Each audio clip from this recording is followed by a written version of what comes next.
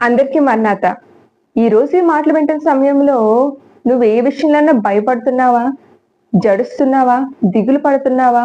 నేనున్న ఈ అప్పుల్లో నుంచి, నేనున్న ఈ ఆర్థిక పరిస్థితుల్లో నుంచి, నేనున్న ఈ వ్యాధుల్లో నుంచి, అనారోగ్యం నుంచి, నా భర్త, నా బిడ్డలు ఉన్న ఆ యొక్క వ్యసనాల నుంచి, లేదా ఈ లోకం అనే పాపంలో నుంచి ఎవరు మమ్మల్ని విడిపిస్తారు, నా కుటుంబాన్ని విడిపిస్తారు, రక్షిస్తారు అని నువ్వు ఎదురు చూస్తున్నావా? భయంతో, దిగులుతో ఉండి మాటలు వింటున్నావా? అయితే దేవదేవుడు నీకు వాగ్దానం చేస్తున్నాడు కదా, భయపడకము, జడియకము, నిన్ను రక్షిస్తాను, నేను చెరలో నుండి విడిపిస్తాను అని.